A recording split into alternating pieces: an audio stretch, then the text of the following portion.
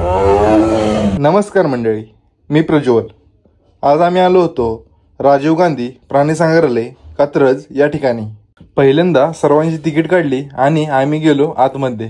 एंट्रीलाच एक झूचा व्हिडिओ काढला आणि गेलो पुढे। झूच्या साइडलाच एक प्राणी संग्रहालयाचा पूर्ण नकाशा आहे।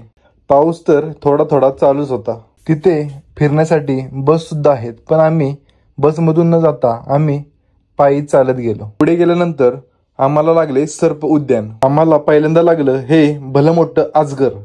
हे अजगर एवढं मोठं होतं ना की काही विचारूच नका।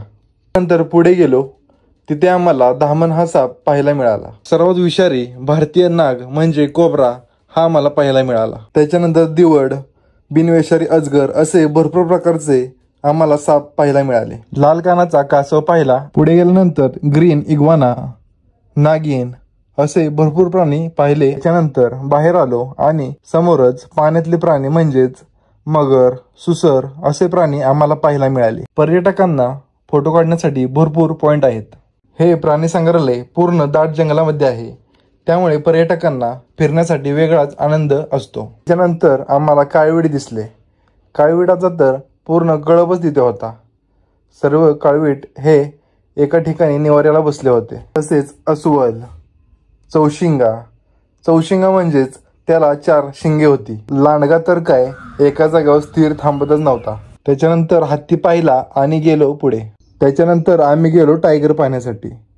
टायगर दिसला तर खरं, पण हा खूप लांब होता, त्यामुळे झूम केलं आणि व्हिडिओ काढला। नंतर गेलो व्हाईट टायगर पाहण्यासाठी। आता म्हणलं हा तरी दिसतोय का नाही, पण हा टायगर असा खतरनाक होता ना, आम्ही गेल्याच्या नंतर तो पोज देऊन तिथून फिरतच होता, त्यामुळे आमचा व्हिडिओ हा खतरनाक झाला। त्याच्यानंतर ही गुहा लागली। आता म्हणलं ह्या गुहेत काय आहे ते बघावंच। त्यानंतर गेलो गुहेमध्ये आणि ज्याला पाहायला आलो होतो तो जंगलाचा किंग म्हणजेच सिंह तिथं होता। तो तर निवांत झोपला होता। नंतर अर्धा तास थांबलो, त्याच्यानंतर तो कसाबसा उठला। पुढे होता बिबट्या। हा काय आम्हाला जाताना दिसलाच नाही, त्यामुळे येताना पाहिला तर हा झाडावर बसला होता। अशा गाड्यांमधून सर्व प्राण्यांना खाद्य हे पोहोचवलं जातं। तुम्हाला आपला व्हिडिओ आवडला असेल तर आपल्या ऑफिशियल सातारा पेजला नक्की फॉलो करा।